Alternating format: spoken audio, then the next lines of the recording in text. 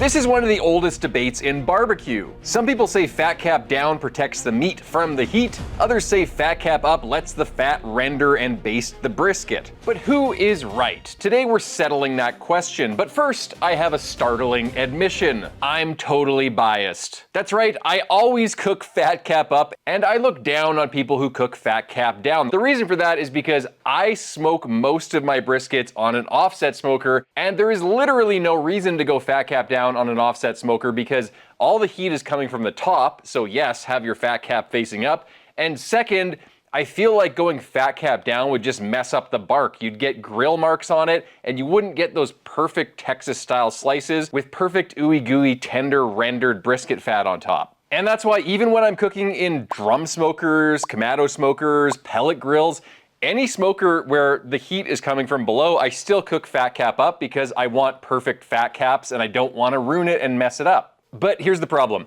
I've never actually tested it in a side-by-side test, so that's what I'm gonna do today. We're gonna do it properly, scientifically. To do that, we're using two Oklahoma Joe's Bronco drum smokers. The first one is the new style Bronco. This one has the removable swing-out fire basket. I fill it with Oklahoma Joe's lump charcoal, then I'm lighting it up just in one corner just to get it going a little bit. We don't wanna light all the charcoal because we're gonna get temps that are out of control pretty soon if we do that. Just lighting a little corner, and then I add some hickory chunks, close it up, and I leave all the vents wide open for now until it gets up to temperature. Now for the second Bronco, we have the older model of Bronco with the flat top. This has no removable basket, so I'm just top loading it, lighting it, and putting some chunks in. Vents wide open again, and when I hit 225, so basically 50 degrees lower than your target temperature, what I do is I shut down the intake vent, and that kind of locks in the temperature at 275. So bring it up to 225,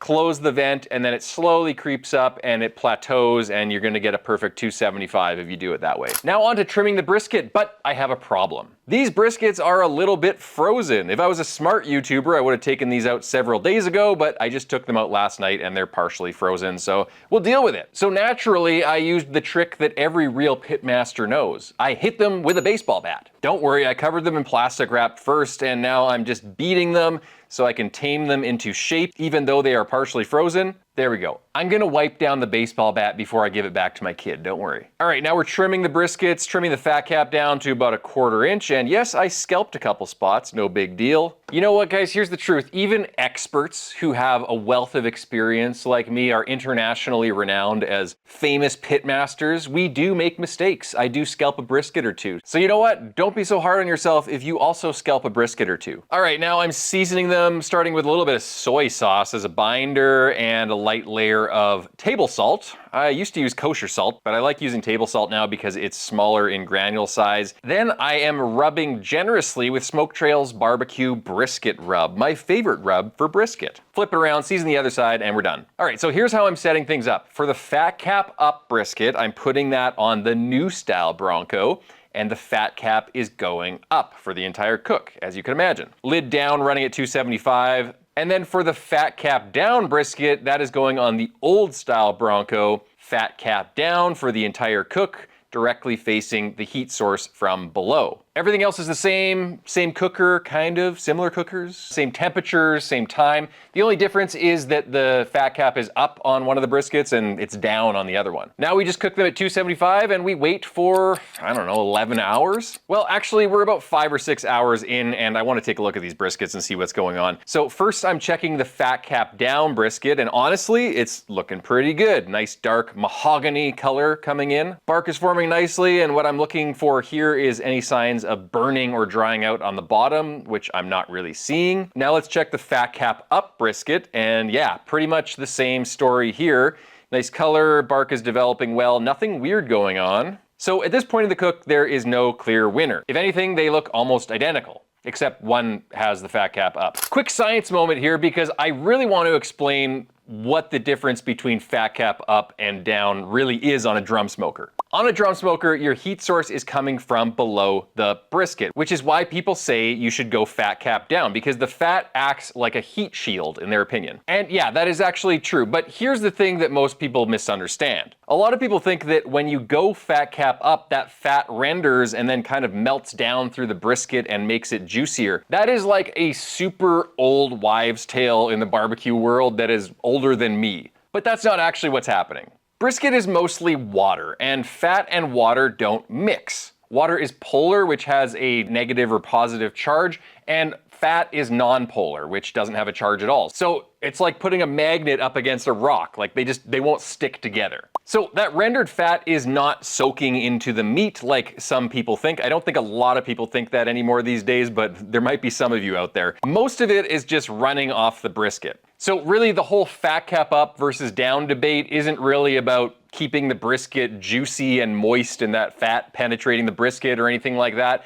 It is about putting the fat towards the heat source as kind of a shield to protect the lean meat behind that fat. All right, fast forward and we're about 11 hours into the cook now. The fat cap down brisket is sitting right around 195 internal. This is usually when I like to pull them off the smoker. Pulling it off here with my Oklahoma Joe's pork butt lifter, my favorite way to remove briskets from any surface, which in hindsight though, in this experiment was a terrible idea, because I definitely messed up the fat cap a little bit with the pork butt lifter, and the fat cap presentation is a big part of this video. But you'll just have to believe me when I say, and you can kind of see it in this clip right now, the fat cap looks a little bit messed up before I even lifted it up with the pork butt lifter. It has grill grate marks on it, and it just doesn't look that great. Now let's look at the fat cap up brisket, and right away you can tell it's a huge difference. The fat cap is still intact, it's smooth, it's pretty looking, no grill marks, no tearing, it just looks way better. So at this point, the fat cap is definitely winning on presentation. All right, now we're gonna wrap both of these up in foil, and I'm gonna hold them overnight at 150 degrees Fahrenheit in my holding oven. And just to be clear, I am wrapping them both fat cap up. And the reason for that is because I don't wanna take the fat cap down brisket, which I am arguing ruins the fat cap because you're putting the fat cap on the grill grates, and then soak that in its own juices overnight, because that could conflate the results a little bit. So that's why both of the fat caps are going up in the holding oven. And now we're gonna get into the part that really matters, the taste test. All right guys, the moment of truth. I'm gonna do the fat cap up brisket first because that's what I'm most used to cooking. But first I'm putting on my Oklahoma Joe's black nitrile gloves, indispensable item in the barbecuist's kitchen. You guys can find a link to buy these in the description section below. And actually they come with something else as well. They come with 2 little cotton gloves, which are super handy because they protect your hands from heat or cold when you put the nitrile gloves over top of them. I find this handy because I can put the cotton gloves on and then I can put the nitrile gloves on and then I can kind of feel under the brisket for doneness. So these things are great because they come with these cotton gloves. Okay, let's unwrap this. Wow, looking very crispy. Guys, this just looks like a classic Texas style brisket. We've got a nice continuous fat cap. It's nice and squishy, nice and rendered, and it just looks like it came off an offset smoker. It looks like my normal brisket. So I'm excited to cut into this and see what it looks like on the inside. All right, good looking brisket. Lots of rendered fat. The seam fat looks pretty well rendered. There is a little bit of rendering on the fat cap, but not as much as I would like. And I think the reason for that is because obviously we're not getting as much top-down heat in a drum. Okay, let's give this some slices. Nice looking slices. Very, very stereotypical looking brisket slice. We do have actually some good rendering up top here. You can see the fat cap rendered down a little bit, and it just looks like a really nice slice. We got some good bark on top. The bark is continuous on the top. It's just a really pretty looking slice. Pulling this apart, pulls apart really easily, which is a good sign. Tasty, tasty. The bark is really good. It's crispy, it's smoky, and it has that really, really good drum smoker flavor that you only get on a drum smoker from the fat rendering out and dripping down onto either the heat deflector plate or, in this case, probably the coals. Just gonna cut the rest of this really quickly. Now this is the primo side of the brisket point, and you can see this just looks like a super classic, nice Texas style brisket slice that you'd see in a Texas barbecue joint. Really nice rendered fat cap, really nice grain texture. The grain isn't falling apart, it's still pretty tight, but as you saw before, it came apart easily. And it even has some rendered fat on the bottom because we left some fat on the bottom, and I can guarantee you that's gonna be tasty. So this is a perfect, almost a perfect slice. Maybe there's a little bit too much of that seam fat here, but that's okay. I can get past that because this is just a beautiful slice right here. Now let's check the underside of the brisket. Did it get scorched because there was no fat cap protecting it? It did actually a little bit. The bottom of the flat slices are a little bit jerky-ish in texture. They're a little bit dry. So we did get about 1/4 inch on the bottom where it is a little bit burnt.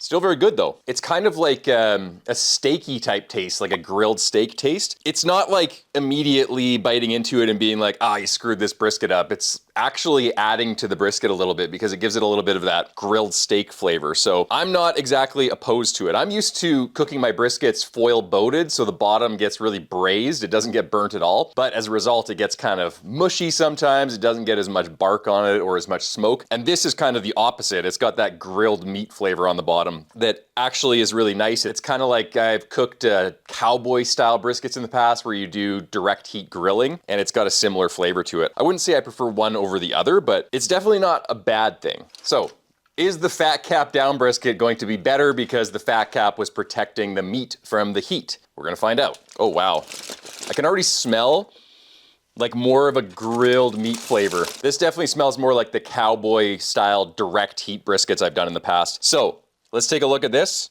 You can see there's some burnt, crispy, weird looking bits here. We'll just put those to the side. This is the fat cap. It is pretty well rendered. You can see that it got messed up a little bit right here from where I used the pork butt lifter, which I shouldn't have done. I should have just picked it up. But this was not from the pork butt lifter. These marks were from the grill grates themselves. And you can also see that this is a little bit more mushy. So the fat cap is a little bit more mushy, probably because it was kind of absorbing more of the juices flowing out of the brisket itself. Gravity was helping all of that moisture from the brisket seep out the bottom, and it probably soaked the fat cap with a little bit more moisture as a result. So it's a little bit more soggy, a little bit more burnt around the edges. And let's take a look at the top. So this was the top of the brisket, which was not exposed to any of the direct heat. It is a bit lighter now because we went meat side down or fat cap side up. So this got a little bit washed away. The bark got washed out in all of the juices that it was sitting in overnight, but it still looks quite nice. It has this nice kind of grilled steaky type texture. So let's cut into this guy. Give you guys a look there. Some nice moisture from the seam fat. Let's cut the point here. And we'll take a look at one of these slices. So this is actually a decent looking slice. You can see that it got a ton more rendering on top from having the fat cap facing down towards the heat, and even a little bit burnt. It went right through the fat cap and into the meat on the other side, and it got a little bit crispy as a result. The bottom though, in this case, the meaty side without the fat cap, a lot less crispy than the fat cap up brisket. Let's give this a taste. Way better rendering, hands down, than the fat cap up brisket, but what I would say about this is it tastes a little bit more like overcooked bacon. Like when you leave bacon in the pan a really long time and you want to get it super crispy, that kind of super rendered fat, borderline burnt type flavor, but super crispy. That is what this is kind of approaching. It doesn't have the kind of ooey gooey caramelly rendered fat where the fat is still there. It hasn't rendered all the way down and it still has a lot of flavor. This is more kind of crunchy bacony. So not terrible, but not the way that I'd prefer it. Okay, I'm gonna get some slices of the flat now. And again, you can see that we almost got a little bit too much rendering, like so much rendering that it went all the way through and it's kind of jerkying up the meat underneath it. Almost like it turned the fat cap into crispy bacon. Oh, whoa. I gotta say though, guys, eating this rendered fat cap with all of the concentrated salt and rub on it, it is pretty freaking tasty. Wow, that's a lot different. So should you go fat cap up or down on a drum smoker? Well, based on this experiment, guys, I'm gonna just have to give you my opinion. I would prefer to go fat cap up because I like how there was a little bit less rendering on the fat cap up brisket. It wasn't rendered all the way down to the point where you don't get any of that slurpable, ooey gooey caramel type fat cap that's on brisket slices. The second thing is, when you go fat cap down, it does mess up the slices a little bit, but not as much as I thought it did. The fat doesn't drip off or slough off the brisket during the cook, so not that bad. So the fat cap didn't really get as messed up as I thought it would. The one benefit that I saw of cooking fat side down is that you get this super rendered, bacony, crispy bacon type fat cap, and you just get amazing bark. It's kind of like grilled brisket, and it just tastes amazing. Do I prefer it over the regular kind of ooey gooey, still has some structure and texture type fat cap on my regular briskets? Not really, but it is a different flavor. It is crispier, it is smokier, it's more concentrated, so it is good. But I just prefer doing fat cap up. The one downside of doing the fat cap up in this experiment was that it burnt the bottom of the brisket a little bit, but in my regular cooks on a drum smoker, what I would normally do is I'd probably foil boat the brisket halfway through. For the purposes of this experiment, I didn't want to do that, but regularly that's what I do, and that would fix that problem. So in my opinion, fat cap up is the way to go on a drum smoker, but there are some benefits of doing fat cap down. Thanks so much for watching, guys, and until next time, happy smoking. Oh, just wait, guys, before you go, I wasn't really happy with the conclusion for this video, so I did yet another brisket cook on the Bronco with the fat cap up, but this time I foil boated halfway through the cook, and the brisket turned out absolutely perfect. The bottom was not burnt or dry or anything, and the top of the fat cap was perfectly rendered. So that is definitely the way that I would do it. So to make this easy, I'm gonna say this is the conclusion of the video. If you're cooking your brisket on a drum smoker fully unwrapped for the entire cook, I would definitely go fat cap down. The fat cap is gonna protect it from the heat below. If you plan on wrapping it, which I highly recommend you do, then I would go fat cap up. I would foil boat it halfway through, and your brisket is gonna turn out absolutely amazing. Happy smoking for real this time.